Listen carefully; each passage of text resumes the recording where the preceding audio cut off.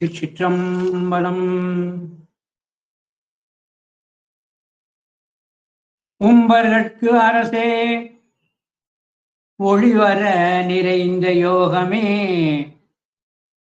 ஊற்றையே தனக்கு வம்பெனப் பழுத்து என் குடிமுழுது ஆண்ட வாழ்வு அற வாழ்வித்த மருந்தே செம்பொருள் துணிவே சீருடை கடலே செல்வமே சிவபெருமானே எம்பொருட்டு உன்னை சிக்கெனப் பிடித்தேன் எங்கெழுந்து அருளுவது இனியே. நம பார்வதி பதையே. அரகர மகாதேவ. தென்னாடுடைய சிவனே போற்றி, எந்நாட்டவர்க்கும் இறைவா போற்றி. திருச்சிற்றம்பலம். எல்லாமல்ல அன்னை காந்திமதி அம்பாள் உடனுரை சுவாமி நெல்லையப்பருடைய பொன்னார் திருவடியை அடியேன் போற்றி வணங்கிக் கொண்டு, மேன்மை பொருந்திய திருமந்திர நகரிலே கோயில் கொண்டு எழுந்தருளி நமக்கெல்லாம் நல்வாழ்வு தந்து கொண்டிருக்கின்ற பாகம்பிரியாள் உடனுரை சங்கர ராமேஸ்வரருடைய பொன்னார் திருவடியை அடியேன் போற்றி வணங்கிக் கொண்டு, வையம் என்புறல் வேண்டும் என்கின்ற மேலான நோக்கிலே திருக்கருவை 10 அந்தாதினை அருளி செய்த அரசகவியான அதிவீர ராம பாண்டியனாருடைய பொன்னார் திருவடியை அடியேன் போற்றி வணங்கிக் கொண்டு, பழைய வைதிக சைவம் பாரங்கும் பரவுதல் வேண்டும் என்ற நோக்கிலே செயல்பட்டு கொண்டிருக்கின்ற தூத்துக்குடி புனிதர் பேரவையினை சார்ந்திருக்கின்ற அனைத்து பொறுப்பாளர்களுக்கும், அந்த அமைப்பிலேயே தங்களை இணைத்துக் கொண்டிருக்கின்ற அன்பர்களுக்கும், இந்த நிகழ்வினை கண்டும் கேட்டும் பயனடைந்து கொண்டிருக்கின்ற அன்பர்களுக்கும் நெல்லை சிவகாந்தியாகிய அடியனது பணிவான வணக்கத்தை தெரிவித்துக் கொள்கின்றேன். திருவருளும் குருவருளும் கூட்டி வைக்க நாம் தூத்துக்குடி புனிதர் பேரவையினுடைய ஒரு பெரும் உதவியினாலே ஞான சிந்தனை செய்கின்ற நிகழ்விலே அரசகவி அதிவீரராம பாண்டியனார் அருளி செய்த திருக்கருவை 10 அந்தாதியினை சிந்தனை செய்து கொண்டிருக்கும். அந்த திருக்கருவை 10 அந்தாதியிலே இன்று 36வது திருப்பாடல், அதாவது 4வது பத்திலே இருக்கின்ற 36வது திருப்பாடல் இறைவன் எங்கனும் என்று தொடங்குகின்ற திருப்பாடலிலே இருந்து சிந்தனை மேற்கொள்கிறோம். 36வது திருப்பாடல் இறைவன் எங்கனும் என்று தொடங்குகின்ற திருப்பாடல் இருந்து சிந்தனை மேற்கொள்கிறோம். பெரியவர்களே, நம்முடைய சைவத்தின் கண்ணே தோத்திர நூல்கள் சாத்திர நூல்கள் என இருந்தாலும் துணை சாத்திர நூல்கள் இருக்கிறது. தோத்திரத்திற்கு துணை செய்கின்ற அருளாளர்கள் அருளி செய்த ஆதீனங்கள் அங்கீகாரம் செய்திருக்கின்ற தோத்திர நூல்களும் எண்ணற்று இருக்கின்றது. இத்தனை நூல்களும் எதற்கு என சொன்னால் தெளிவு என்பதை நாம் பெறுவதற்காகத்தான். ஒரு சமயம் படிக்கின்ற பொழுது கிடைக்காத ஒரு பொருள், அறிய முடியாத ஒரு சந்தேகம், இன்னொரு நூலை படிக்கின்ற பொழுது அது தெளிவு கிடைக்கும். எனவே பல நூல்களை கற்றல் வேண்டும். காலத்தால் முற்பட்ட திருமந்திரத்திலே அழகாக திருமூல தேவநாயனார் குறிப்பிடுவார், தெளிவறியாதார் சிவனை அறியார், தெளிவறியாதார் சீவனும் ஆகார். தெளிவறியாதார் சிவனை அறியார். மனதிலே தெளிவு என்ற ஒன்று இருந்தால்தான் அந்த ஆன்மா சிவத்தை காணும். எப்படி? தெளிந்த நீரிலே அடித்தளத்திலே இருக்கின்ற ஒரு பொருள் லகுவாக காணப்படுவதை போல தெளிந்த மனமே, தெளிந்த சிந்தனை உள்ள அந்த ஆன்மாவே சிவத்தை காணும். கலங்கிய நீர் தன்னுள் இருக்கின்ற பொருளை காட்டான். அதே போல ஐயம் விபரீதம் என்று சொல்லக்கூடிய வகைகளே அந்த சந்தேகங்கள் இருக்கின்ற வேலை தெளிவு கிட்டாத வரை ஆன்மா சிவத்தை அறியார். எனவே தெளிவறியாதார் சிவனை அறியார், தெளிவறியாதார் சீவனும் ஆகாருங்கார். அப்படி சிவத்தை பற்றி தெரியாத ஆன்மா ஆன்மாவே அல்ல, மானுட பிறப்பு பயனற்றது. ஏன் மானுட பிறப்பு பயனற்றது என சொன்னால், சிவத்தை அறிந்து அடைவதற்குத்தான் மானுட பிறப்பு. அதற்கு சிற்றறிவையும் கொடுத்து பாசஞானம் கிட்டும்படியாக அங்கே நூல்கள் பலவற்றை கொடுத்தும் இவன் தெரியவில்லை என சொன்னார். மானுட பிறப்பு எடுத்தும் பயனில்லை என்ற காரணத்தினாலே தான் தெளிவறியாதார் சீவனும் ஆகார் என்று திருமூலர் குறிப்பிடுகிறார். அப்பர் பெருமான் தன்னுடைய திரு ஆப்பாடி பதிகத்திலே சொல்லுகின்ற பொழுது, சிந்தையும் தெளிவும் ஆகி தெளிவினுள் சிவமும் ஆகிம்பார்.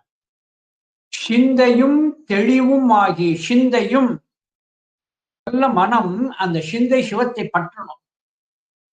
சிந்தையும் தெளிவுமாகி அந்த சிவத்தை பற்றுகின்ற பொழுது மனதிலே அங்கே தெளிவு என்பது ஒன்று தரும். அதான் சிந்தையும் தெளிவுமாகி தெளிவினுள் சிவமும் ஆகி, ஒரு தெளிந்த ஒன்று நமக்கு கிடைத்தல் வேண்டும்.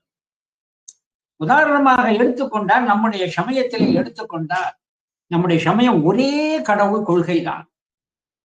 இந்த ஒரே கடவுள் கொள்கை என சொல்லுகின்ற பொழுது, சமயத்திலே பல கடவுளர்கள் இருப்பதை போல நமக்கு ஒரு உணர்வு சில குழந்தைகளுக்கு ஏற்பட வாய்ப்பு.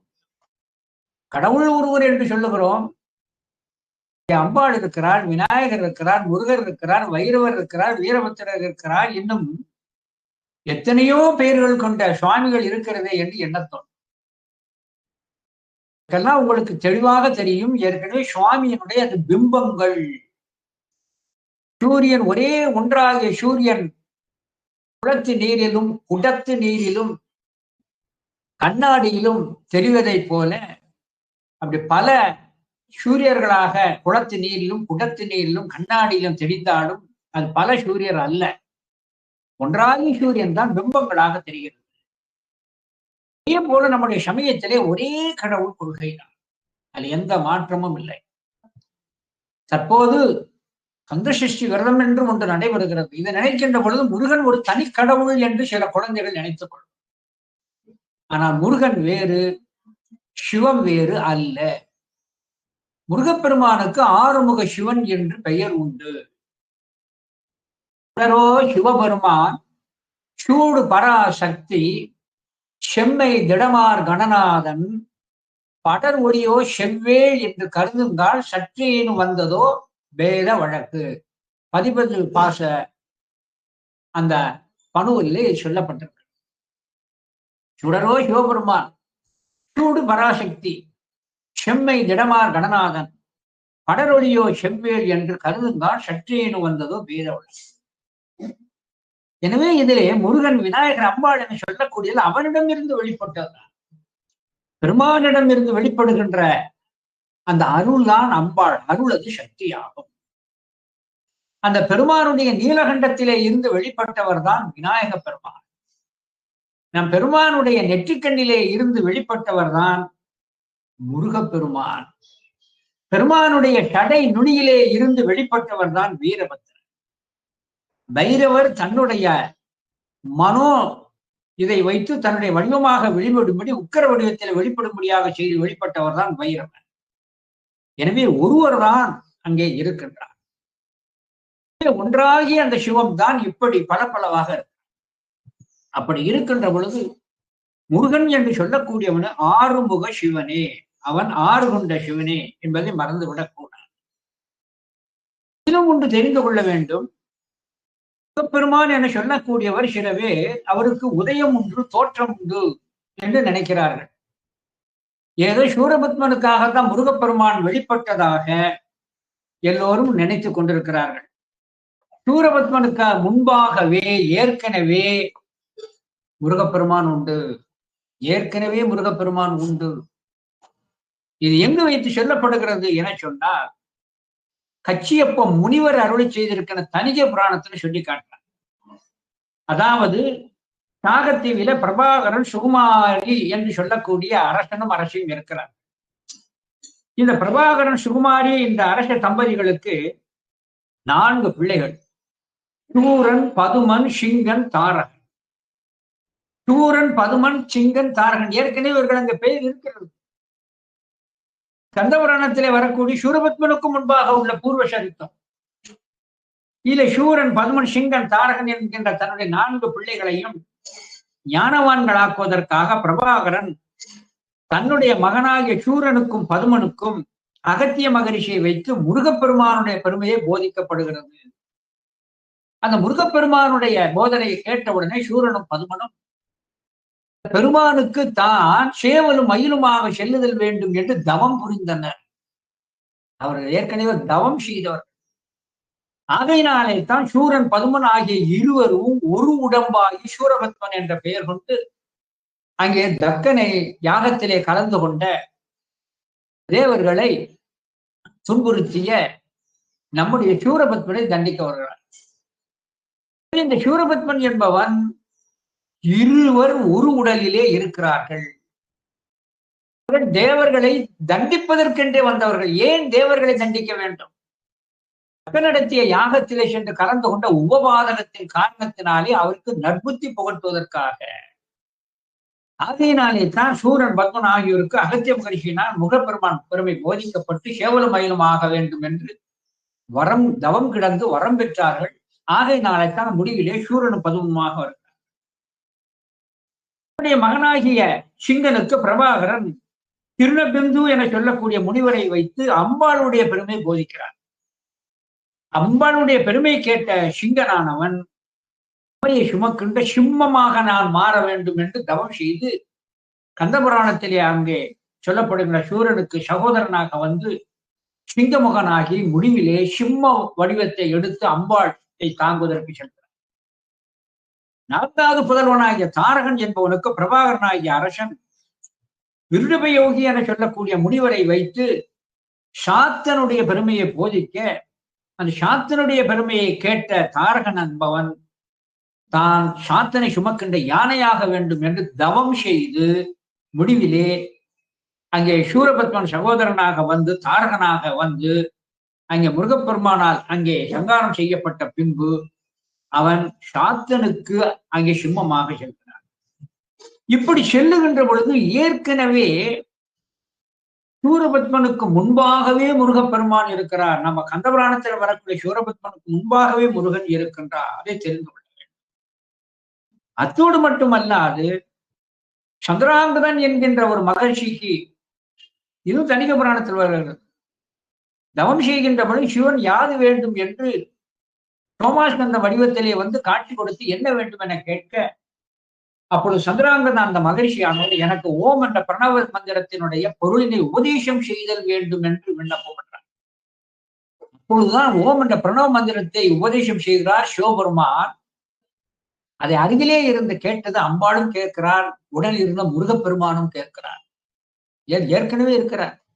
அப்படி கேட்ட முருகப்பெருமான் ஓம் என்ற பிரணவ மந்திரத்தை சிவன் உபதேசம் செய்த அந்த உபதேசத்தான் பின்னாளிலே கந்தபுராணத்திலே வருகின்ற பொழுது அங்கே பிரம்மனுக்கு ஓம் என்ற பிரணவ பொருள் தெரியாத பொழுது அவனை சிறையில் இட்டு குட்டிய முருகப்பெருமான் நம்முடைய சிவபெருமானுக்கு ஓம் என்ற பிரணவ மந்திரத்தின் பொருளினையே அன்று சிவத்திடம் கேட்டதைத்தான் இன்று திரும்ப சொல்கிறார். எனவே சிவம் வேறு, முருகன் வேறு அல்ல. சொன்னதும் சிவமே, கேட்பதும் சிவமே. இதே போல இன்னொரு சம்பவம் சொல்லப்படும். திரு கைலையிலே சுவாமி அம்பாளும் வில்வமரத்தின் அடியிலே போதனம் செய்யப்படுகிறது. அப்பொழுது அதிகார நந்தியை அழைத்து எவரையும் உள்ளே விடாதே என சொல்ல, அப்பொழுது அந்த அதிகார நந்தியை காவலாக வைத்து விட்டு சுவாமி அம்பாளுக்கு மந்திரோபதேசம் செய்கிறார். அப்பொழுது விநாயக பெருமானும் முருகனும் வருகின்ற பொழுது, உள்ளே நுழைகின்ற பொழுது தனக்கிட்ட ஆணையின்படி அதிகார நந்தியானவர் உள்ளே அவர்களை அனுமதிக்க மறுக்கிறார். விநாயக பெருமான் கௌரவமாக திரும்பிட்டார். முருகப்பெருமான் மட்டும் ஏன்னு கேட்டார். உள்ள ஞானோபதேசம் நடக்கிறது, ஞானோபதேசம் தான் நடக்கிறது, நானும் கேட்க வேண்டும். யாரையும் அனுமதிக்க கூடாது என்பது இறைவனது அருளாணை, உம்மை விடமாட்டேன் என்று சொன்னார்.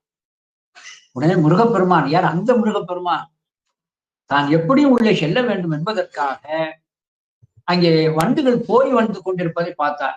சுவாமி இருக்கிற அந்த வில்லுமரத்து பக்கத்துல அந்த நந்தவனத்துக்குள்ள வண்டுகள் போய் வருகிறது. இந்த வண்டு ஏன் போய் வருகிறது என்பதற்கு அது தனி சித்தாந்தம் இருக்கிறது, பின்னாள்ல சொல்றேன். எனவே முருகப்பெருமான் தன்னை அனுமதிக்காத அந்த நிலையிலே வண்டுகள் உள்ளே சென்று வருவதை கண்டவுடனே நம்முடைய முருகப்பெருமான் ஒரு வண்டுவின் வடிவத்தினை எடுத்துக்கொண்டு உள்ளே சென்று அம்பாளுடைய கூந்தலிலே அமர்ந்து கொண்டு ஞானோபதேசத்தை கேட்டார் என்று தனிய புராணத்திலே இந்த செய்தி. இது முத்துக்குமார சுவாமி பிள்ளை தமிழிலே ஆதி குமரகுருவன் சுவாமி குறிப்பிட்டு காட்டுறார். முத்துக்குமார சுவாமி பிள்ளை தமிழிலே அம்மை கூந்தலில் வாழ் பொறிவாள் வண்டே அப்படின்பார். ஆகையினால இப்படி ஏற்கனவே முருகன் உண்டு என்பதை நாம் மறந்து விடலாம். முருகனுக்கு உரிய விரதங்கள் அங்க விரதங்களிலே தலையான விரதம் மேலான விரதம் என்று சொல்லக்கூடியதுதான் நம்முடைய இதிலே சொல்லக்கூடியது. முருகனுக்கு 3 விரதங்கள் சொல்லி காட்டப்படுகிறது. முருகனுக்கு உரிய 3 விரதங்கள் எது என்று சொன்னால் அழகாக நம்முடைய நூல்களிலே சொல்லி காட்டப்பட்டிருக்கிறது. முதலில் சஷ்டி விரதம். இந்த சஷ்டி விரதம் முருகனுக்கு மட்டுமில்லை, விநாயகருக்கும் சஷ்டி விரதம் இருக்கிறது. மார்கழி மாசத்துல வரக்கூடிய அந்த வளர்பிறை சஷ்டியில அங்கே விநாயகருக்கு சஷ்டி இருக்கிறது. இதே போல முருகப்பெருமானுக்கும் சஷ்டி உண்டு. இந்த முருகப்பெருமானுக்குரிய விரதங்களிலே சஷ்டி விரதம், கார்த்திகை விரதம், சுக்கிரவார விரதம் என்று இருக்கிறது. இதிலே சஷ்டி விரதம் என சொல்லக்கூடியது ஐப்பசி மாசத்திலே வளர்விரையிலே அங்கே பிரதமையிலே தொடங்கி அங்கே சஷ்டி ஈராக வைத்து வருகின்ற 6 நாட்கள் விரதத்தை கொண்டு ஒவ்வொரு முறையும் வருகின்ற அந்த சஷ்டி என்று விரதத்தை மேற்கொள்வது சஷ்டி விரதம். கார்த்திகை விரதம் என சொல்லக்கூடியது கார்த்திகை மாசம் கார்த்திகை நட்சத்திரத்திலே முதல் கார்த்திகை நட்சத்திரம் முதல் கார்த்திகை மாதம் கார்த்திகை நட்சத்திரத்திலிருந்தே தொடங்கி ஒவ்வொரு ஆண்டுதோறும் கார்த்திகை நட்சத்திரம் தோறும் விரதம் இருப்பது கார்த்திகை நட்சத்திரம். அது ஒவ்வொரு மாதத்திலும் இருத்தலும் வேண்டும். அடுத்து சுக்கிரவார விரதம் என சொல்லக்கூடியது இதே ஐப்பசி மாசத்திலே முதல் சுக்கிரவாரம் தொடங்கி ஒவ்வொரு சுக்கிரவாரமும் முருகப்பெருமானினைக்கு மேற்கொள்வது அது சுக்கிரவார விரதம். அது முருகப்பெருமானுக்கு உரிய ஒரு உகந்த நாளாகும். அந்த முருகப்பெருமானை பற்றி நாம் சில செய்திகளை இன்று அறிவதற்காக உங்கள் மத்தியிலே சில செய்திகளை நான் இன்று உங்கள் மத்தியிலே சில செய்திகளை பகிர்ந்து கொள்கிறேன். முதல்ல முருகப்பெருமானுடைய நாம் தெரிந்த உடனே இறைவனது தன்மைகளை எல்லாம் காட்டுவதற்கு முருகப்பெருமான் அங்கே பல செய்திகளை செய்து காட்டுகிறார். சூரபத்மனுக்கு அருள் செய்ததை போல வேறு எவருக்குமே அருள் செய்யவில்லை. சூரபத்மனுக்கு மட்டும்தான் முருகப்பெருமான் போர்க்களத்தில் விஸ்வரூப காட்சி கொடுக்கிறார். ஏற்கனவே சொல்லியிருக்கிற பூர்வ உணர்வு இருக்கிறது அந்த சூரபத்மனுக்கு. அந்த கந்த புராணத்திலே முருகன் என்று கேட்ட உடனே என்ன நினைவுக்கு வர வேண்டும் என சொன்னார். தீயவை புரிந்தாரேனும் முருகவேள் திருமுன்முற்றால் தூயவராகி மேலை தொல்கதி அடைவர். இதுதான் கந்தபுராணத்தினுடைய சாரம். தீயவை புரிந்தாரேனும் குமரவேல் திருமுன்முற்றால் தூயவராகி மேலை தொல்கதி அடைவோர் என்று ஆயவும் வேண்டும் கொல்லோ. அது சமர் இந்நாள் செய்த மாயையின் மகனும் அன்றோ வரம்பிலா அருள் பெற்று உய்ந்தான். ஆகையினாலே இறைவனானவன் தீயவர்களை ஒதுக்கியே விடுவதில்லை. தன் முன்னே வந்து நின்று விட்டால் அவருக்கு நற்புதவி நல்லறிவு நல்ல ஞானத்தை கொடுத்து அவருக்கு மேலான கதி குடிப்பான். அதிலும் அவனுடைய பெருந்தன்மை முன்னேறி அதிலே செல்லும் போக்கினை விலைக்கு மேலாம் நன்னெறி ஒழுகை செய்துவார். நன்னெறி ஒழுகை செய்வார். யாரையுமே அவன் குற்றம் புரிந்தான் என்பதற்காக தண்டனையோடு விடுவதில்லை. முன்னேறி அதிலே செல்லும் போக்கினை விலக்கி மேலாம் நன்னெறி ஒழுகை செய்துவார். மேலாம் நன்னெறி. அப்பேற்பட்ட ஆற்றல் நம்முடைய முருகப்பெருமானுக்கு அங்கே உண்டு என்று சொல்லி காட்டப்பட்டிருக்கு. முருகப்பெருமானுக்கு 3 சக்தி. இறைவன் சிவனிடம் 3 சக்தி உண்டு. இச்சாசக்தி, ஞானாசக்தி, கிரியாசக்தி. இதே போல முருகப்பெருமானுக்கு வள்ளி இச்சாசக்தி, தேவயானை கிரியாசக்தி, வேல் ஞானாசக்தி என்று சொல்லி காட்டப்படுகிறது. இவை எல்லாவற்றிற்கும் மேலாக முருகப்பெருமானுக்கு எப்படி பல தலங்கள் வைத்து சிறப்பித்து பேசப்படுகிறதோ முருகப்பெருமானுக்கு 6 படை வீடு என்பது சிறப்பித்து பேசப்படும். படை என்றால் திரட்சின்னு அர்த்தம். அந்த தரத்திலே அங்கே பெருமானானவர் அருளோடு திரட்சியாக அங்கே காட்சி தருகிறார். இந்த 6 படை வீடு என சொல்லக்கூட அருளின் திரட்சி அது 6 ஆதாரத்தை வைத்து சொல்லப்படுகிறது. சிவபெருமானுடைய 6 ஆதார பூஜையாக வைத்து சொல்லப்படுவதுதான் வருடத்திலே நடைபெறுகின்ற நடராஜ பெருமானுக்கு உள்ள ஆறுகால அபிஷேகம். அந்த ஆறுகால அபிஷேகத்தையும் ஆதார பூஜை என்று குஞ்சிதாங்கிரி ஸ்தவம் என்கின்ற நூலிலே கொற்றங்குடி உமாவதி சிவாச்சாரியர் கண்டார். எனவே சிவனுக்கு உள்ள அந்த ஆறுகால பூஜை ஆதார பூஜை என்பதை போல முருகப்பெருமான் காட்டுவதற்கு ஆறு ஆதாரத்தை தாண்டி இருக்கிற என்பதை காட்டுவதற்காகத்தான் 6 படை வீடுகள். இதிலே மூலாதாரம் திருப்பரங்குன்றம், சுவாதிஷ்டானம் திருச்செந்தூர், மணிப்பூரகம் பழனி, அநாகதம் சுவாமிமலை, விஷுத்தி குன்றுதோராடல், ஆஞ்ஞை பழமுதிர் சோலை என்று அங்கே சுட்டி காட்டப்பட்டது. இப்படி பலவிதமாக சிவத்திற்கு உள்ள தன்மைகள் அத்தனையும் அங்கே சொல்லி காட்டப்பட்டது. சிவத்தை எப்பொழுதுமே முருகனோடு பிரித்து முருகனை சிவத்தோடு பிரித்து பேசவே கூடாது. ரொம்ப தவறு. சாட்சாத்து பரம்பொருளாய சிவபெருமான உமைக்கு உபதேசம் பண்றார் கந்த புராணத்துல. முருகன் என்னிலும் வேறல்ல, நானே அவன் என்னை போல வீடு வேறு கொடுக்கக்கூடிய தன்மை உடையவன். சிவபெருமான் ஒருவன் தான் வீடு வேலை தருவான்.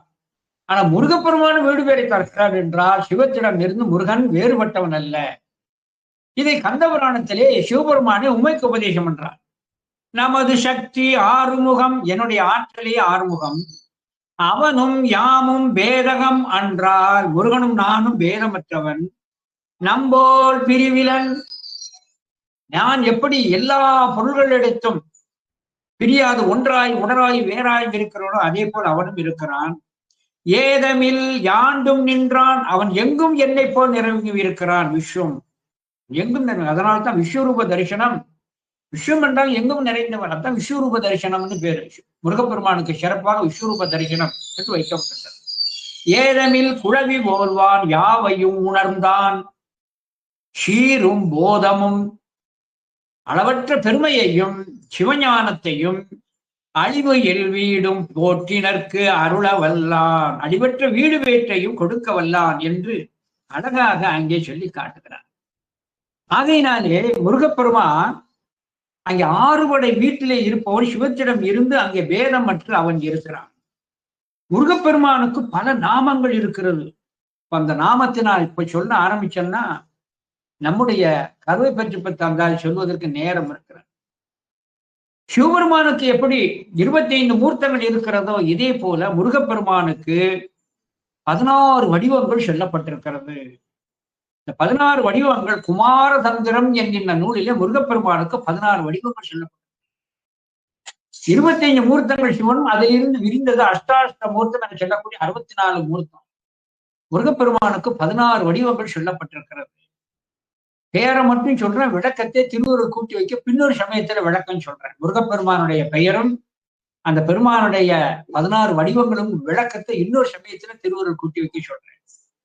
16 வடிவங்கள் முருகப்பெருமானுக்கு: சக்திதர சுவாமி, ஸ்கந்த சுவாமி, தேவசேனாதிபதி சுவாமி, சுப்பிரமணிய சுவாமி, கஜவாகன சுவாமி, சரவணபவ சுவாமி, கார்த்திகேய சுவாமி, குமார சுவாமி, சண்முக சுவாமி, அதற்கு மேலாக தாரகாரி சுவாமி, சேனாதி சுவாமி, பிரம்ம சாஸ்திரு சுவாமி, வள்ளி கல்யாண சுந்தரர், பாலசுவாமி, கிரௌஞ்ச பேதன சுவாமி, சிகி வாகன சுவாமி என்று இப்படி 16 வடிவங்கள் அங்கே சொல்லி காட்டப்பட்டிருக்கிறது. ஆகையினாலே நம்முடைய பெருமான் இருக்கிறாரே, அவர் சிவத்திடமிருந்து வேறுபட்டவர் அல்ல. உதாரணமாக அந்த பெருமானுக்கு துணையாக நவ வீரர்கள் சென்றார்கள். எப்படி சிவ கணங்கள் உடைய செல்லுகிறதோ அந்த கணங்கள் உடைய செல்வதைப் போல முருகப்பெருமான் நவ வீரர்களை உடையவராக இருக்கிறார். அந்த நவ வீரர்கள் யார் என்று சொன்னார், அம்பாளுடைய காலிலே சிலம்பு அணிந்திருக்கிறார். அது 9 வகையான சக்திகளை உடையவர்கள். 9 வகையான சக்தியைத்தான் பரலாக்கி அது முத்து மாணிக்கம் போன்ற அந்த நவ மணிகளாக்கி காலில் பரல் அணிந்திருக்கிறார். நம்முடைய எம்பெருமானுடைய திருக்கண்ணிலே இருந்து முருகப்பெருமான் ஜோதி வடிவிலே அங்கே 6 வடிவிலே வெளிப்பட்ட பொழுது அம்மையானவள் அஞ்சி ஓடுகிறாள். அப்படி அம்மை அஞ்சி ஓடுகின்ற பொழுது காலிலே இருக்கின்ற சிலம்பு அதிர்ந்து சூழ் கொண்டது. அந்த காலிலே இருக்கின்ற அந்த சிலம்பிலே இருக்கின்ற அந்த மணிகள் சூழ் கொண்டு அது 9 பேரை ஈன்று கொடுத்தது. அந்த 9 பேர் தான் முருகப்பெருமானுக்கு அங்கே நவ வீரர்களாக செல்கிறார்கள். அவர்கள் யார் என்று சொன்னால், மாணிக்கவல்லி என்ற அந்த பரலிலிருந்து வீரவாகு, முத்துவல்லியிடம் இருந்து வீரகேசரி, புஷ்பராக வல்லியிடம் இருந்து வீர மகேந்திரர், கோமேதக வல்லியிலே இருந்து வீர மகேஷர், வைடூரிய வல்லியிலே இருந்து வீரபுராந்தரர், பச்சிரவல்லி என சொல்லக்கூடிய அவரிடம் இருந்து வீரராக்கர், மரகதவல்லியிடம் இருந்து வீர மார்த்தாண்டர், பவளவல்லியிடம் இருந்து வீராந்தகர், இந்திர நீலவல்லி வீரதீரர் என சொல்லக்கூடிய இந்த 9 சக்திகள் தான் 9 வீரர்களாக மாறி முருகப்பெருமானுக்கு துணை நின்றது. இது என்ன பொருள்? இறைவனானவன் சக்தியை வைத்துத்தான் எல்லாம் செய்கின்றான். நங்கையினால் ஆமனைத்தும் செய்தால் போல் நாடு அனைத்தும் நங்கையினால் செய்தளிக்கும் நாயகன். எனவே முருகப்பெருமான் இந்த நவ வீரர்களை வைத்து போர்க்களத்தை அங்கே நடத்துகிறார் என்பதை அங்கே அழகாக சொல்லி காட்டப்பட்டிருக்கிறது. எல்லாவற்றிற்கும் மேலாக முருகப்பெருமானை பற்றி நாம் தெரிந்து கொள்ள வேண்டும் என சொன்னார். முருகப்பெருமான் கையில், சிவபெருமானுடைய கையிலே 8 வகையான பொருள் இருக்கும். எண் தோள் என்று சொல்லக்கூடிய 8 வகையான பொருள். இந்த 8 வகையான பொருளும் சைவ சித்தாந்தத்திலே செய்தி மிகுந்தது. இது திருமந்திரத்திலே வருகிறது. அதெல்லாம் தெரிந்து கொள்ளணும். என் தோல் வீசி நின்றாடும் பிரான் தன்னை என்று சொல்லக்கூடிய அந்த 8 தோள்களில் இருக்கிற 8 கைகளிலே என்னென்ன பொருள்கள் இருக்கிறது என்பது சிவ பரத்துவத்தை காட்டும். இதே போல முருகப்பெருமானுடைய கைகளிலே அங்கே ஆயுதங்கள் இருக்கிறது. 12 கைகளிலும் 12 ஆயுதங்கள் இருக்கிறது. அந்த ஆயுதங்கள் யார் என சொன்னால் 11 ஏகாதச ருத்ரர்களையே ஆயுதங்களாகவும், பெருமானுக்கு அம்மை கொடுத்த ஞானவேல் 12வது ஆகும். ஆக ஏகாதச ருத்ரர்கள் 11 ஆயுதம். நம்முடைய தாய் கொடுத்த ஞானவேல் 12. ஆக 12 திருக்கைகளிலும் 12 ஆயுதங்களாக இருக்கிறது. அத்தனை பேரும் யார்? ஏகாதச ருத்ரர்களும் அம்பாள் கொடுத்த ஞானவேலும் தான். அங்கே நம்முடைய ஏகாதச ருத்ரர்கள் யார் யார் என்னென்ன ஆயுதங்களாக இருக்கிறார்கள் என்பதை கொஞ்சம் லேசா பற்றி கிடக்காங்க. இந்த சந்தர்ப்பத்துல நாம தெரிஞ்சாதான் தெரிஞ்சபடி. முருகப்பெருமான் கையிலே இருக்கின்ற தோமரம் மகாதேவன், கொடி அரண்.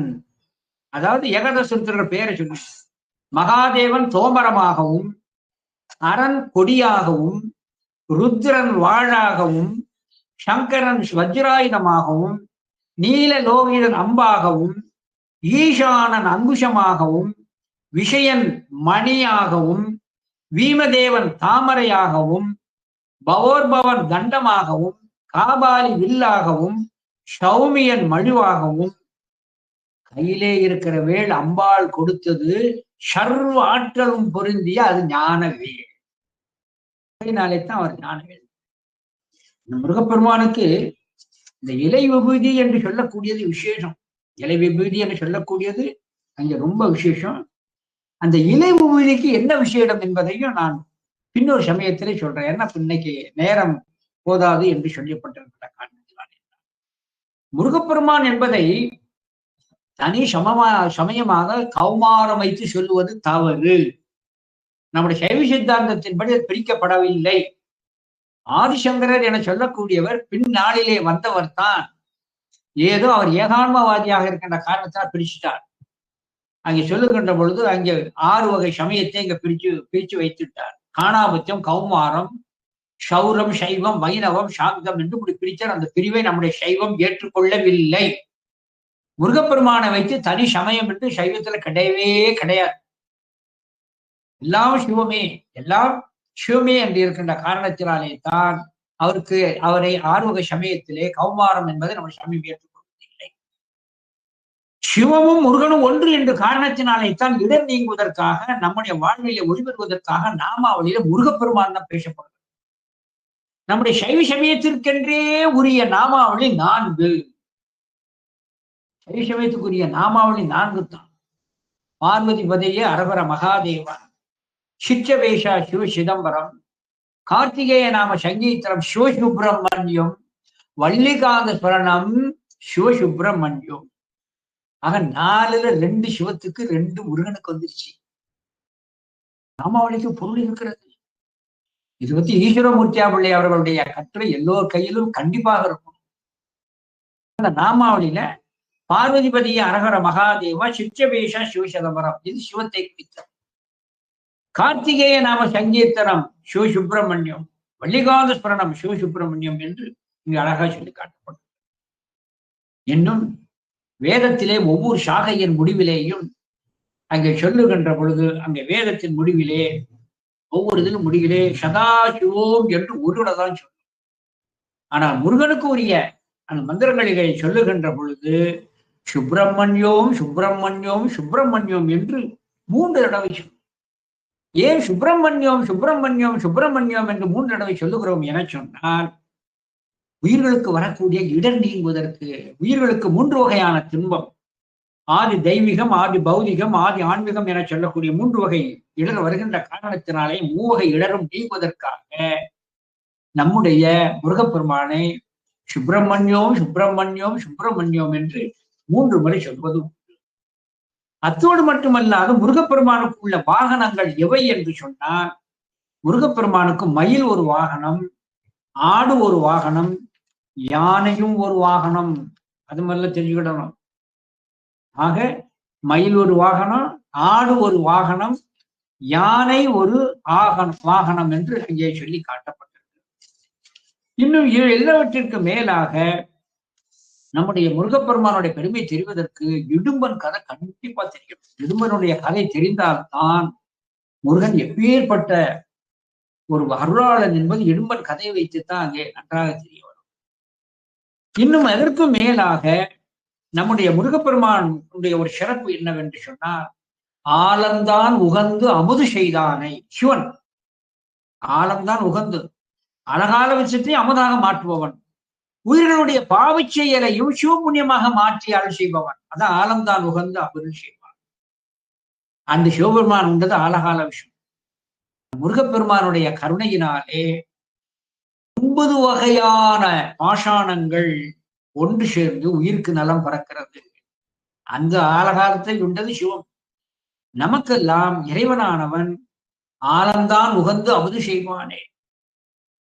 விஷத்தையும் கொடி அமுதாக மாற்றக்கூடிய ஆற்றல் முருகப்பெருமானுக்கு உண்டு. அதனால தான் பழனியில் இருக்கிற முருகப்பெருமான் நவ பாஷாணத்தால் செய்யப்பட்டது. பாஷாணம்னா விஷம். தனியாக உண்டால் விஷம் அந்த பெருமான் மீது பட்டு வருகின்ற பொழுது அது அமிர்தம் மருந்தாக மாறுகிறது.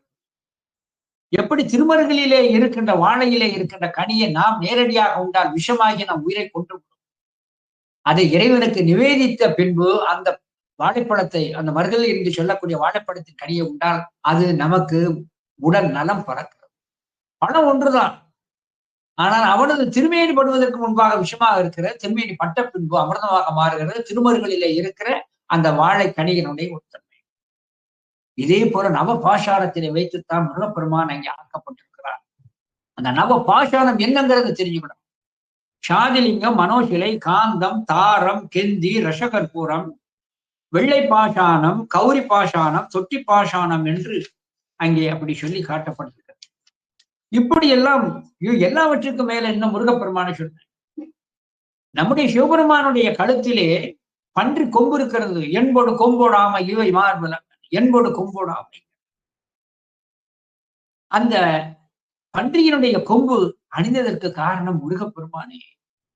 அந்த வராகத்தினுடைய கொற்றத்தை அடக்கி கொம்பினை எடுத்து கொண்டு வந்து முருகப்பெருமான் தான் சுவாமியினுடைய கையிலே கொடுத்து அப்படியே அதை ஒரு ஆபரணமாக தரிக்கின்ற ஒரு பேட்டினை கொடுத்திருந்தார்.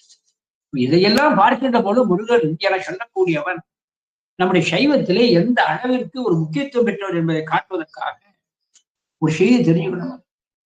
முருகப்பெருமானுக்குரிய தோத்திரங்கள் எங்கே இருக்கிறது? 11ஆம் திருமுறையில திருமுருகாற்றுப்பட, 9ஆம் திருமுறையில திருவுடை கழியிலே சேகரார் அருள் செய்திருக்கின்ற ஒரு பதிகம் இருக்கிறது குருஷேப்பாக. ஆனால் அது அகத்துறையிலே அமைந்திருக்கிறது. இதையெல்லாம் ஏன் சொல்லுகிறேன் என சொன்னால், இறைவனாகிய பரம்பொருளாகிய சிவபெருமான் எப்படி மேலான ஒரு ஆற்றல் உடையவரோ இதே போலத்தான் நம்முடைய சிவபெருமானும் அங்கே ஆற்றல் உடையவர். சிவனும் முருகனும் ஒன்றே என்பதற்கு ஒன்று சொல்றேன்.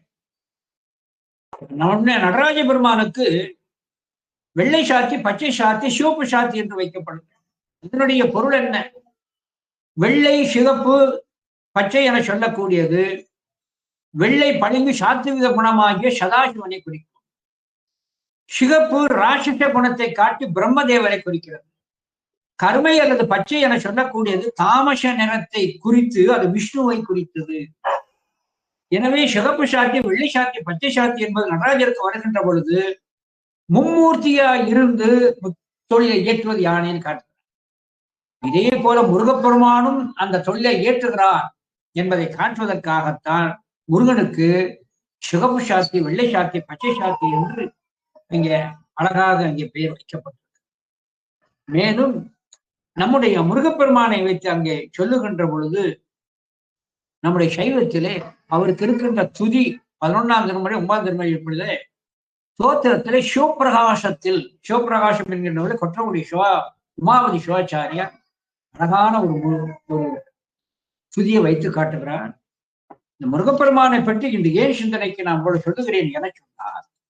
பேராற்றல் படைத்தவன், என்ன பெரிய அசகாய சூரனோ என்று நான் உலகிலே எள்ளி நகையாடும்.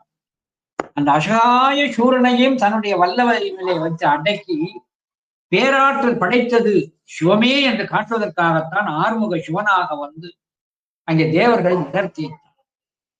எனவே இறைவன் என சொல்லக்கூடியவன் பேராற்றல் படைத்தவன், பெருங்கருணை மிக்கவன். பெருங்கருணை மிக்கவன் என்பதை காட்டுவதற்காகத்தான் தீயவை புரிந்தாரேனும் முருகவேல் திருமுன்னர் விட்ட தூயவராகி மேலே தொல்கதி அடைவர் என்பதை காட்டுவதற்காகத்தான் சூரனும் பதுமனும் சேவலும் மயிலுமாக மாறுகிறார்கள். இதே போல இறைவன் எப்படி கருணை உடையவன் என்பதை நமக்கு காட்டுவதற்காகத்தான் நம்முடைய அரச கவி அதிவீரமா பாண்டியனார் திருக்கருவை 18 அந்தாதியிலே பல இடங்களிலே அவனது பேராற்றலையும் அவனது தன்மையையும் சொல்லி காட்டுகிறார். இறைவனது தன்மைகள் எல்லாம் கிளர்ந்து பேசுவதுதான் நம்முடைய ஞான நூல்கள். அதிலே இன்றைக்கு நமக்கு சிந்தனைக்கு வந்திருக்கின்ற அருமையான ஒரு பகுதி 36வது பாடல். இறைவன் எப்பேற்பட்ட ஒரு தன்மை உடையவன் என்ற ஒரு சித்தாந்த நோக்கிலே நாம் அறிவதற்காக அங்கே வருகின்ற பாடல், இன்றைக்கு வந்திருக்கின்ற பாடல் ஒரு அருமையான ஒரு பகுதியை கொடுக்கின்ற ஒன்றாம். 36வது திருப்பாடல். இறைவன் எங்கனும் யாவையும் ஆனவன் பிறையணிந்த சடிலன் பெருந்தகை கரை இலங்கு மிடற்றன் கருவையான் மறைய நின்று எனை ஆண்டது எம்மாயமே. அருமையான விஷயம். இறைவன் இந்த சொல்லாட்சிக்கு பொருள் தெரியணும். சில இடத்துல ஒண்ணு போல நமக்கு பொருள் எடுத்துக்கொள்றோம், அர்த்தம் வேற. சில இடங்கள்ல சில சொற்களுக்கு பொருள் வேறு, குறிப்பது ஒன்றாக இருக்கும், ஆனால் சுட்டப்படுகின்ற சொல்லுக்கு பொருள் வேற. உதாரணத்துக்கு நான் சொன்னேன், இறைவன் என்ற சொல்லுக்கு பொருள் வேறு, கடவுள் என்ற சொல்லுக்கு பொருள் வேறு, அதி என்ற சொல்லுக்கு பொருள் வேறு, ஈசன் என்ற சொல்லுக்கு பொருள் வேறு, பகவன் என்ற சொல்லுக்கு பொருள் வேறு, சிவம் என்ற சொல்லுக்கு பொருள் வேறு. ஒவ்வொன்றுக்கு ஒரு பொருள் இருக்கிறது. ஆனா எல்லாமே சிவத்தை சுட்டுகிறதால எல்லாமே ஒரு பொருட்கிழவின்னு நம்ம நினைச்சுக்கிடுறோம். அப்படி அல்ல, ஒவ்வொன்றுக்கும் பொருள் இருக்கிறது. இறைவன் என்ப சொல்லுக்கு தனி பொருள் இருக்கிறது. கடவுள் என்பது வேற, பகவன் என்பதில் அதுக்கு பொருள் இருக்கிறது. ஆதி பகவன் முதற்றே உள்ளது. அதி, ஈசன், சிவம், இதுக்கெல்லாம் ஒவ்வொன்றுக்கும் பொருள் இருக்கிறது. இதே மாதிரி உயிர்களுக்கும் சொல்லப்படுகின்ற சொல்லிலேயே அதுல பொருள் வேறு இருக்கிறது. எல்லாம் ஒண்ணு இல்லை. சுட்டப்படுகின்ற பொருள் ஒன்று, ஆனால் அழைக்கின்ற சொல்லிலே பொருள் வேறுபடும். உயிர் என்பது பொருள் வேறு, அணு என்பதனுடைய அர்த்தம் வேறு, புருடன் என்பதனுடைய விளக்கம் வேறு, பசு என்பதனுடைய தன்மை வேறு, ஆன்மா என்பதனுடைய நிலை வேறு, ஸ்ரீவன் என்பதனுடைய பொருள் தன்மை வேறு. இத்தனைக்கும் வித்தியாசம் இருக்கிறது. உயிர், அணு, புருடன், பசு, ஆன்மா, சிவன் இல்ல ஒண்ணு போலதான் தெரியும். ஆனா சித்தாந்த ரீதியிலே அது ஒவ்வொன்றுக்கும் வெவ்வேறு பொருளாக இருக்கிறது. இந்த இறைவன் என்ற ஒரு சொல்லுக்கு என்ன பொருள்? இறைவன் என்ற சொல்லுக்கு நம்மை ஆள்பவன், நம்மை ஆள்பவனை இறைவன் என்று சொல்ல வேண்டும். இந்த பூ உலகத்திலே நமக்கெல்லாம் இந்த உலகத்திலே நாம் நன்றாக வாழ்ந்து வளம் பெறுவதற்காக நம்மை ஆள்பவன் அரசன். ஆனா எல்லோரையும் சேர்த்து வைத்து எல்லோரையும் வைத்து ஆள்பவன் இறைவன். எனவே நம்மை ஆளுகின்ற மண்ணிலே உள்ள மன்னனுக்கும் இறைவன் என்றுதான் பெயர். எல்லா உயிர்களையும் எல்லா தளத்திலும் இருக்கின்ற அந்த உயிர்களையெல்லாம் ஆளுகின்ற அந்த இறைவனுக்கும் இறைவன் என்றுதான் பெயர். எனவே மன்னனுக்கும் இறைவன் தான் பேரு, நம்முடைய பெருமானுக்கும் இறைவன் தான் பேர். முறை செய்து காப்பாற்றும் மன்னவன் மக்களுக்கு இறை என்று வைக்கப்படும். எனவே இறைவன் என்ற ஒரு சொல்லுக்கு நம்மை ஆள்பவன் முதல்ல உணர்ந்து கொள்ளணும். சைவத்துல இறைவன் என்ற ஒரு சொல்லுக்கு என்ன பொருள் என சொன்னால், அவன் ஆள்பவன், நாம் அடிமை. நாம் ஈசனுக்கு அடிமை என்றதை சைவன் முதல்ல உணரும். தாய்மானவர் அழகாக சொல்லி காட்டினார். என்று நீ அன்று நான் அடிமை என்றோ. என்னைக்கு நீ இருக்க அன்னைக்கு நான் இருக்கேன். சிவம் நித்திய பொருள், உயிரும் நித்திய பொருள். ஆனா ரெண்டு சமமா இல்லப்பா. தாய்மானவர் சொல்லிட்டார், என்று நீ அன்று நான் அடிமை என்றோ. நான் உனக்கு அடிமை, நீ ஆள்பவன், நீ இறைவன். அடிமைத்தரத்தை உணர்தல் வேண்டும் என்பதற்காகத்தான் அகத்தியர் தேவாரத்திற்கு அது 8 படிமுறைகளை காட்டுவது. 8 குருவருள்ள தொடங்கி அதனுடைய முதிர்ச்சி எங்க அடிமைத்தரத்துல போய் நிக்கணும். 8வது பகுப்பாக அடிமைத்தரத்துக்கு போகணும். அதான் அகத்தியர் தேவாரத்தினுடைய பகுப்பு. அதனுடைய பொருளை அப்படி வைத்துத்தான் அகத்திய மகிழ்ச்சியானால் 8 பகுப்பாக கொடுத்திருக்கிறார். சும்மா ஏதோ 25 பதிகத்தை எடுத்து கொடுத்துட்டாருன்னு அர்த்தம் இல்லை. ஆகையினாலே முடிவு அடிமைத்திறம். ஆகையினாலே அழகா சொல்லி காட்டுகிற இறைவன். யார் இறைவன்? எல்லோருக்கும் அவன் இறைவன். இந்த எல்லோருக்கும் இறைவன் என்பதை நம்ம ஒருபோதும் மறந்து விடக்கூடாது. அதாவது நம்முடைய சுந்தரமூர்த்தி சுவாமிகள் அவர் யாரெல்லாம் அவரை வணங்குகிறார்கள்ங்கிற ஒரு பட்டியலை போடுறார். நமக்கு மட்டுமா அவன் ஆள்பவன்? எல்லா உயிர்களையும் எல்லா கடவுளரையும் அங்கே அடிமையாக கொண்டு ஆள்பவன் நம்முடைய சிவபெருமான். அந்த சிவத்திற்கு இருக்கிற ஒரு தனி தன்மை அங்க அழகாக மணிவாசகரை சொல்லி காட்டுகிறார். அங்கே செய்யானை வெந்நீர் அணிந்தானை சேர்ந்தறியா கையானை. எல்லா உயிர்களும் சிவத்தை தொழும். ஆனா சிவம் யாரையும் கையெடுத்து வணங்குவதில்லை. சேர்ந்தறியா கையானை. அவரை யாரெல்லாம் வணங்குகிறார்கள்? சுந்தரமூர்த்தி சுவாமிகள் திருப்பன்கூர் பதிகத்துல இயக்கர் கிண்ணறர் யமனொடு வருணர் இயங்கு தீ வழி ஞாயிறு திங்கள் மயக்கம்பில் புலி வானரம் நாகம் வசுக்கள் வானவர் தானவர் எல்லாம் அயர்ப்பு ஒன்றின்றினின் திருவடி அதனை அர்ச்சித்தார். யாரெல்லாம் வணங்குகிறார்? இயக்கர் கிண்ணறர் யமனொடு வருணன் இயங்கு தீ வழி ஞாயிறு திங்கள் மயக்கம்பில் புலி வானரம் நாகம் வசுக்கள் வானவர் தானவர் எல்லாம் அயற்பொன்றின்றி என் திருவடி அதனை அடைந்தார். ஆறார் வந்தார் அமரர் குலாத்தில் அணியுடைய ஆதிரை நாள் நாராயணனோடு நான்முகன் அங்கு இரவியும் இந்திரனும் தேரார் வீதியில் தேவகுலாக திசை அனைத்தும் நிறைந்துங்கிறார் திருப்பட்டாள். யாரெல்லாம் யாரார் வந்தார் அமரகுலாத்தில் அணியுடைய ஆதிரை நாள் நாராயணனோடு நான்முகன் அங்கி இரவி இந்திரன் தேரார் வீதியில் தேவர்குலாமல் திசை அனைத்தும் நிரம்பிங்கிறார். ஆகையினாலே அவன் எல்லோராலும் வணங்கக்கூடிய இறைவன். அதைத்தான் இங்க அழகாக அதை சொல்லி காட்டுகிறார். மணிவாசக பெருமானே அதைத்தானே நமக்கு உணர்த்துகிறார். நம்முடைய திருவாசகத்துல புணர்ச்சிப்பத்திலே அங்கே சொல்லுகின்ற பொழுது அல்லிக்கமலத்து அயனும் மாலும் அல்லாதவரும் அமரர்கோனும் சொல்லிப் பரவும் நாமத்தானை கருத்து அங்க சொல்றார். அது 19 அல்லிக்கமலத்து அயனும் மாலும் அல்லாதவரும் அமரர்கோனும் சொல்லிப் பரவும் நாமத்தானை. எனவே அவனை எல்லோரும் அவன் நாமத்தை சொல்லி அர்ச்சித்து வணங்குகின்றார்கள் என்பதை அழகாக இங்கு சொல்ற. இறைவனும் எங்கும் எங்கனும் யாவையும் ஆனவன். எங்கனும் யாவையும் எல்லா இடத்தும் எல்லா பொருளுமாக இருக்கின்றான்.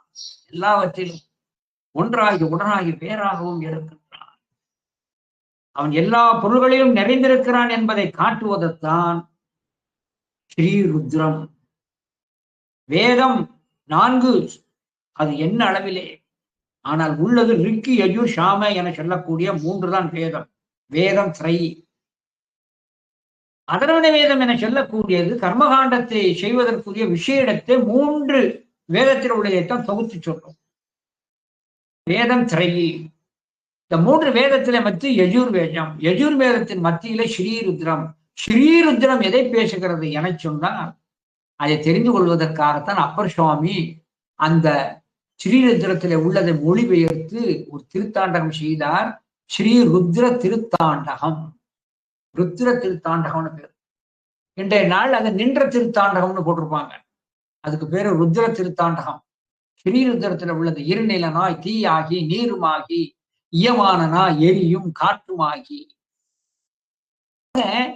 இறைவனானவன் எல்லாவற்றிலும் அவன் விளங்கி நிற்கின்றான். ஆகையினாலே இறைவன் இதை எல்லாம் விளங்கினான் என்பதை நம்முடைய திருவாசகத்திலும் பல இடங்களிலே அங்கே சொல்லப்பட்டிருக்கிறார். இருநிலனாய் தீயாகி நின்று அப்பர் பெருமான் சொல்லி காட்டினார். வானாகி மண்ணாகி ஒளியாகி என்றெல்லாம் நம்முடைய நூல்களில் வரக்கூடியதை பார்க்கிறோம். எல்லா பொருள்களையும் விளங்கி இருக்கிறான். அதைத்தான் நீ சொல்லுகின்ற போல இறைவன் எங்கனும் யாவையும் ஆனவன் பிறையணிந்த ஷடிலன். பிறையை அணிந்திருக்கின்ற ஜடாமகுடத்தை உடையவன். தன்னை சரணடைந்ததற்கு அவன் அழிவை காத்ததோடு மட்டுமல்லாது பெருவாழ்வை கொடுத்து பெருமைப்படுத்தினான். காலில் விழுந்தவன தலைக்கு மேல வச்சு பெருமைப்படுத்துறான். விழுந்தவன தலைக்கு மேல வச்சு பெருமைப்படுத்துறான். இதான் அவன் கருணை உலாசம். தன்னை அடைந்தவர்களுக்கு அவன் கருணை செய்து அவன் போல இருக்கான். அதைத்தான் சொல்லி காட்டுகிறார். பிறை அணிந்த ஷடன் பெருந்தகை. பெருந்தகை அடியார்கள் எதை கேட்கானோ அதை கொடுத்துருவான். கேட்டான்னு கொடுத்துருவான். ராவணன் என்ன செய்ய 2 காரியம் பண்ணான். அவனுடைய ராவணனை பக்கம் தவத்தை செஞ்சான்.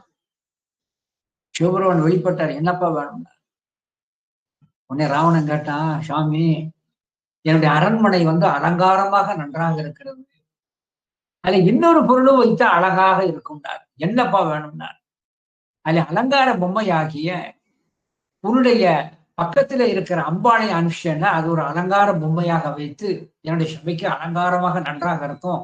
அந்த அம்பாளை எனக்கு கொரு பொம்மையாக வைத்திருக்க என்னுடைய சபைக்கு வேணும்னு கேட்டான். யார கேட்டான்? அம்பாளை கேட்கிறான். நான் என்னுடைய சபையில அவளை ஒரு காட்சி பொருளை வைக்க போட்டேன்னா எவ்வளவு ஆடம்பரம் பாருங்க. கூட்டிட்டு போட்டேன், கொண்டு போட்டேன். ராவணன் அழைச்சிட்டு வரணும். ராவணன் அழைச்சிட்டு வரும்போது எதிரில சுவாமி ராவணன் போறான். ராவணனுக்கு பின்னால அம்பாள் போறான். எதிரில நாரதர் வந்தார். நாரதர் கேட்டா, ராவணன் என்ன ரொம்ப சந்தோஷமா போறீங்க என்ன? இவன் பெருந்தகைப்பா, கேட்டதெல்லாம் தந்துட்டார். என்ன என்ன கேட்டான்னா தந்தார். என்னுடைய சபையிலே கொலு வைத்து அழகு பார்ப்பதற்கு அம்பாள் கேட்டு போறேன். அம்பாள் என்ன நாரு கேட்டார். அம்பாளா எங்க இருக்காரு? நாங்க என் கூட விட்டுனேன். இல்லையப்பா அம்பாளை காணாமே என்ன? இல்ல நான் என் அம்பாள் என் கூட தான் வர்றேன், என் பின்னால இருக்காங்க. இல்லப்பா நீ நல்லா திரும்பி பாரு, உன் பின்னால அம்பாள் இல்லையான்னு. பின்னால இருக்கிற அம்பாள் என்ன செஞ்சுட்டா, தன்னுடைய உண்மை வடிவத்தை மாற்றி நாக்கை தொங்க போட்டு காளி மாதிரி ஆயிட்டான். காளி மாதிரி மாறி அந்த அம்பாளனுடைய அந்த கோப சக்தியை காட்டிய மாத்திரத்திலே வீரமிக்கவன் வீரமிக்கவன் என்ற போட்டப்பட்ட ராவணன் அங்கனே விட்டுட்டு ஓடிட்டான். விட்டுட்டு ஓடிய அந்த அம்பாள் தங்கிய இடம் தான் உஜ்ஜயினி. அதனால்தான் உஜ்ஜயினி மாகாளி அந்த தலத்துக்கு பெயர். உஜ்ஜயினி மாகாளி. ராவணனுக்கு கேட்டதை கொடுத்தான். மட்டுமா தூக்குனான். எதுக்கு தூக்குனான்? தன்னுடைய வாகனம் செல்ல வேண்டும் என்பதற்காக. வாகனத்தை கடந்து போக வேண்டும், புஷ்பவனம் கடந்து செல்வதற்காக கைலை மலையை பெயர்த்தான். சுவாமி தன்னுடைய வலதுகால் பெருவரலை வச்சு லேசா அழுத்தினார். இடர்பட்டான். ரத்தம் கொப்பளித்தது. கொப்பளித்த உடனே சாம வேதம் விஷயித்தான். ஆனால் பெருந்தகையாகிய பெருமான் தன் முன்னே அந்த சாமகானத்தை இசைத்த காரணத்தினாலே தன்னுடைய பிடியை தளர்த்தி அவனுக்கு வாழ்நாளை கொடுத்தான். வாழ்நாளை மட்டும் கொடுக்கல, தன் கையிலே இருக்கிற சந்திரகாச வாளையும் பரிசாக கொடுத்தார். ராவணன் என்ற பெயரும் சூட்டினார். ராவணன்கிற பெயரை சிவன் தான் சூட்டினது. ராவணம் என்றால் அழுதல்னு பேரு. அழுது அழுது காரியத்தை சாதித்தவன் விடாத அழுத காரணத்தினாலே அவனுக்கு ராவணன். ஆக அவன் பெருந்தகை வேண்டுவார்க்கு வேண்டுவதே வான் கண்டான் என சொல்லி அங்கே அழகா பெருந்தகை கரையில் அங்கு மிடற்றன், கரையில் அங்கு மிடற்றன், கரையிலங்கு மிடற்றன் என்று சொல்லுகின்ற பொழுது உங்களுக்கு திருச்சாளலிலே ஏற்கனவே இந்த செய்தி வந்திருக்கிறது. திருச்சாளல்ல இந்த பெருமானானவன் கோலாரமாய் குறைகடலில் இருந்த அந்த ஆழகாலத்தை மட்டும் சிவபெருமான் உண்ணவில்லை என சொன்னார். தேவர்கள் அழிந்திருப்பர், தேவ மாதர்கள் மாங்கல்யம் இழந்திருப்பர். ஆகையினாலே தான் அவர் அந்த ஆழகால விடத்தில இருந்து இந்த உயிர்களை காப்பாற்ற வேண்டும் என்ற ஒரு பெரும் கருணையினாலே அங்கே நீலகண்டராக கரையிலங்கு, கரையிலங்கு மிடற்றன். கரை என்பது நீலத்தை குறிக்கிறது, மிடற்றன் கண்டம், நீலகண்டனாக அவன் இருக்கிறான். இந்த நீலகண்ட மூர்த்தம் முதல்ல அங்கே சொல்லுகின்ற பொழுது சந்திரசேகரர் அந்த வடிவத்தை சொல்லி காட்டினார். பிறையணிந்த ஷடிலன் என்று சொல்லி காட்டினார். பிற ராவணனுக்கு அருள் சொல்லி காட்டார். பிற கரையிலங்கு மிடற்றன். இந்த நீலகண்டன் என சொல்லக்கூடிய அந்த மூர்த்தத்துக்குரிய பெயர் நீலகண்டம் இருக்கிறதே, அது மேலானது, 5 எழுத்துக்கு சமம் என்று நூல்கள் சொல்லப்பட்டது. அதனால்தான் அது மேல ஆணையிட்டு சொன்னார், செய்வினை வந்தம்மை தீண்டப்பரா திருநீலகண்டம். நீலகண்டம் என்பதையே மந்திரமாக வைத்துத்தான் அந்த குயவனார் சதாவும் சொல்வார், நீலகண்டம் நீலகண்டம். அதனால்தான் அவருக்கு திருநீலகண்ட நாயனார் என்று பெயர் உண்டு. எனவே இந்த நீலகண்டனுடைய நாமத்தை சொல்லுவது அந்த மூர்த்தங்களிலே விசேடமான மந்திர சொல் என்று நம்முடைய நூல்களிலே சொல்லி காட்டப்பட்டது. ஆனால் கரையிலங்க மிடற்றன் அவன் யார்? கருவையான். இந்த திருக்கருவையாகிய கரிவலம் வந்த நல்லூரே பால்வண்ணநாதர் என்ற பெயரோடு எழுந்தருளிருக்கின்ற பெருமான் மறைய நின்று என்னை ஆண்டது என் மாயவே. அவன் மறைவாக இருந்து என்னை ஆண்டது என்ன விந்தை. மறைவாக இருந்துன்னா என்ன பொருள்னா, இந்த இடத்துல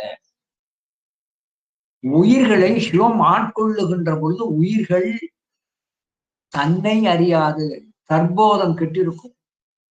பசுபோதமற்ற கருவி கரணங்கள் அற்ற நிலையில் தான் உயிர்கள் சிவத்தை ஆட்கொள்ளும். உயிர்களை சிவம் ஆட்கொள்ளும். இந்த உயிர்களை சிவம் ஆட்கொள்வது எந்த நேரம் என சொன்னால் கருவி கரணங்கள் அற்ற நிலை என்பதை காட்டுவதற்காகத்தான் கந்த புராணத்துல வள்ளி நாச்சியார அவர் தோழியானவள் என்ன செய்வார், நடு காட்ட நல் இருளிலே கொண்டு வந்து வள்ளி நாச்சியாரை கொண்டு விட்டு விடுவார். வள்ளி நாச்சியாரை கொண்டு விட்ட உடனே அந்த நல் இரவில் தான் அங்கே வள்ளியை நம்முடைய முருகப்பெருமான் அழைத்து செல்லுகிறார். முருகப்பெருமான் அழைச்சுவார். அர்த்தராத்திரியில வள்ளியில அழைச்சிட்டு போறாருன்னா என்ன பொருள்? அர்த்தராத்திரி என சொல்லக்கூடியது கருவி கரணங்கள் அற்ற உறக்க நிலை. கருவி கரணங்கள் தொழிற்படாத உறக்க நிலை. இந்த ஆன்மாக்கள் தன்னை அறியாமல் இருக்கின்ற கருவி கரணங்கள் அற்ற அந்த உறக்க நிலையிலே தான், அந்த தற்போதமற்ற பசுபோதமற்ற நிலையில் தான் உயிர்கள் சிவத்தை ஆட்கொள்ளும். அப்பொழுது இந்த உயிருக்கு என்ன நடந்தது என்பது தெரியாது. ஆகையினால சொல்லி காட்டுகிறார், மறைய நின்று என்னை ஆண்டதும் என் மாயமே. அவன் என்னை ஆட்கொண்டது எனக்கு அதிசயமாக இருக்கிறது என அழகாக அங்கே சொல்லி காட்டுகிறார். எனவே இப்படி நம்முடைய பெருமானானவர் தன்னை ஆண்டதை அவன் பெருமையை போல பாடி சொல்லி காட்டுகிறார். இதை நீங்க தெரிந்து கொள்ள வேண்டிய ஒரு பெரிய உண்மை என்னவென்று சொன்னால், என்னை ஆண்டது அதிசயமே என்று ஏன் சொன்னார் என சொன்னா, உங்க எல்லோருக்கும் தெரியும், திருக்கையிலையிலே வில்வ இலையை பறித்து போட்டது குரங்கு. இது அர்ச்சித்ததை போல சிவம் கொண்டார். நான் உங்களுக்கு செய்தி தெரியுங்கிறதாக சுருக்கமா சொல்றேன். உடனே வில்வ இலையை பறித்து போட்ட காரணத்தினாலே குரங்கை அழைத்து, நீ என்னை அர்ச்சித்ததை போல் நாம் கொண்டோம், நீ பூமியிலே சக்கரவர்த்தியாய் பிறப்பான். அந்த குரங்கு ஏத்துக்கிடல. ஏன்? செல்வம் என்பது அறிவை அழிக்க செய்வது. அரசபோகம் அறிவை அழிக்க செய்யும். அதனால்தான் மூர்த்தி நாயனாரும் தயங்கினார், ஷெரமான் பெருமான் நாயனாரும் தயங்கினார். தயங்கித்தான் அதுக்கப்புறம் வரங்களை பெற்றுக்கொண்டு சிவன் அருளை வைத்துத்தான் பதவிக்கு தான். எனவே செல்வம் என சொல்லக்கூடியதும் ராஜபோகம் என சொல்லக்கூடியதும் அறிவை அழிப்பது, சிவத்தை அடைவதற்கு தடையாக இருக்கும். ஆகையினாலே தான் ஐயடிகள் காடவர்கோன் தன்னுடைய அரச பதவியை துறந்து மகனுக்கு மகுடம் சூட்டி விட்டு தல யாத்திரை போனார். ஆனால் இங்கே தான் அரசபோகத்திலே இருந்தும் கூட என்னை ஆண்டான் என சொன்னால் அதன் பெருங்கருணை. அப்ப என்ன பொருள்? அந்த போகத்திலே மோகம் கொள்ளவில்லை, மயக்கம் கொள்ளவில்லை நம்முடைய பெருமான். யாரு? நம்முடைய அரசகவி ஆகிய அதிவீரராம பாண்டியன்.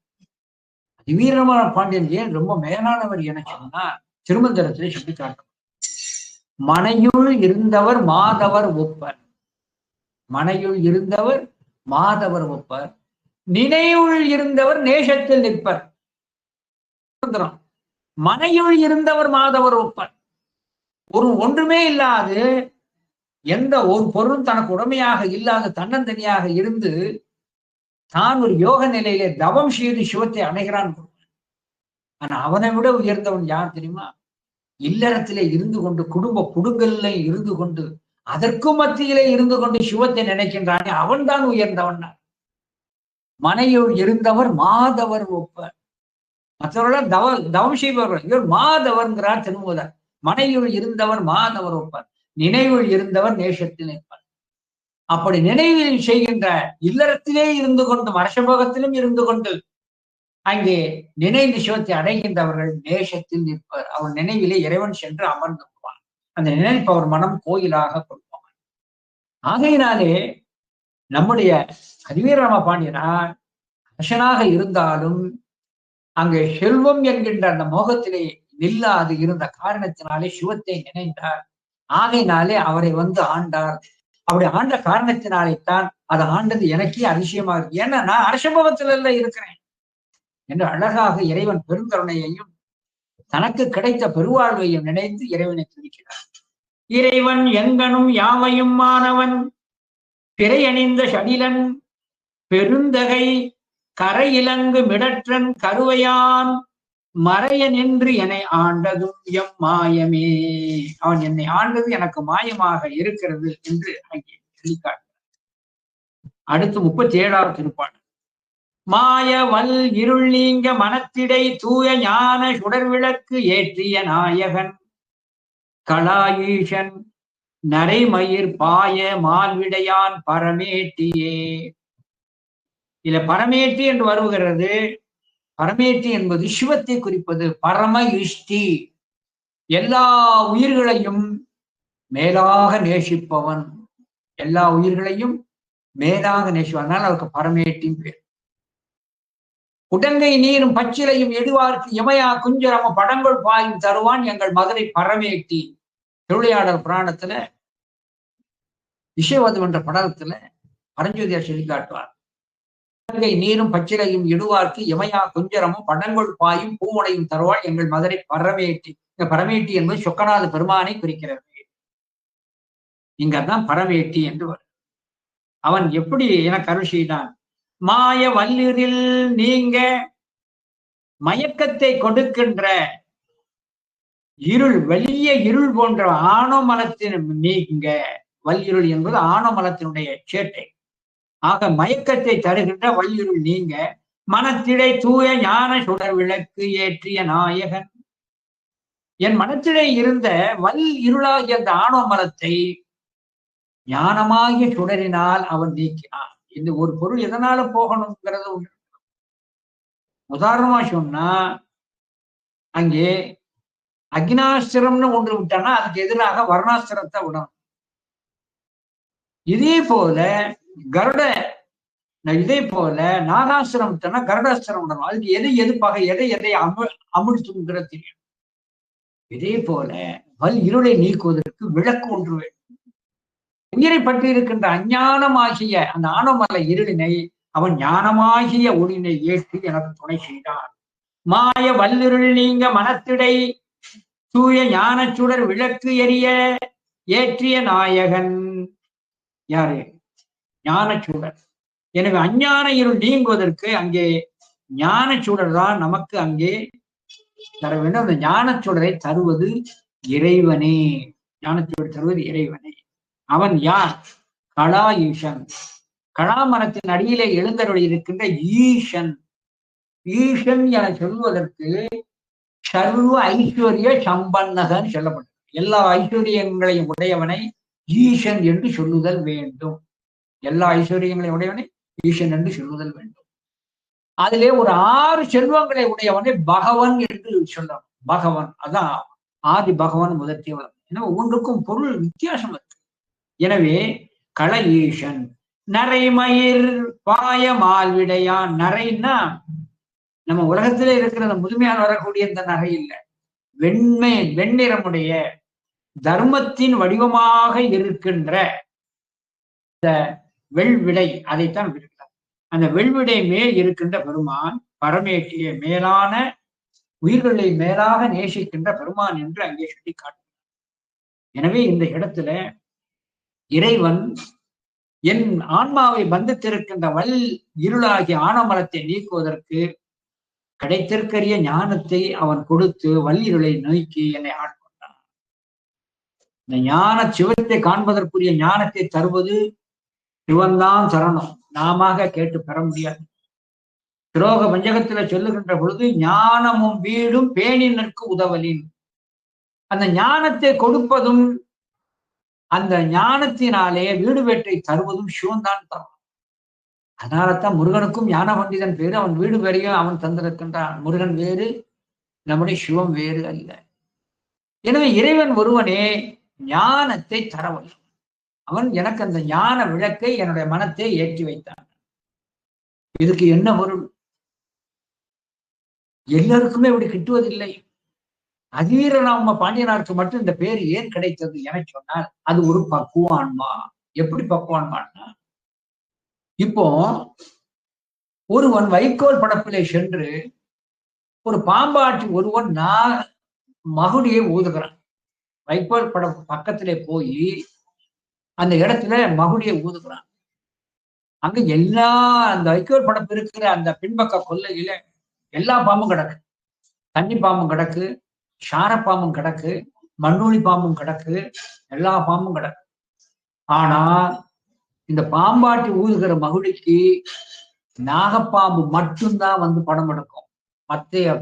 மற்ற பாம்பு வகைகளுக்கு மகுடி ஒளி கேட்கவும் முடியாது, ஆடவும் தெரியாது.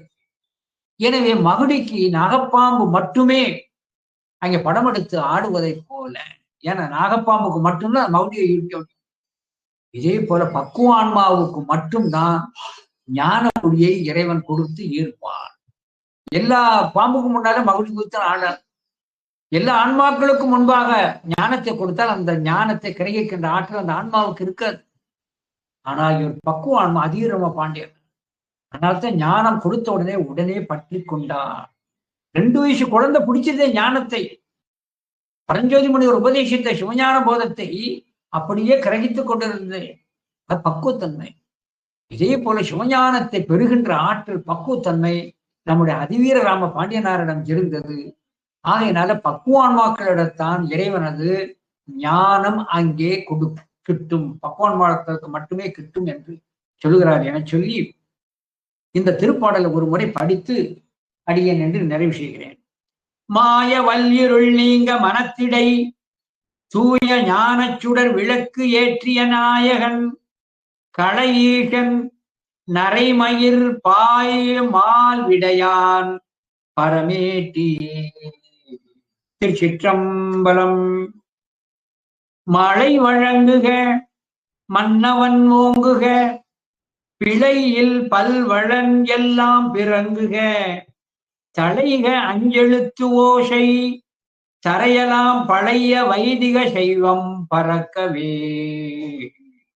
திருச்சிற்றம்பலம்.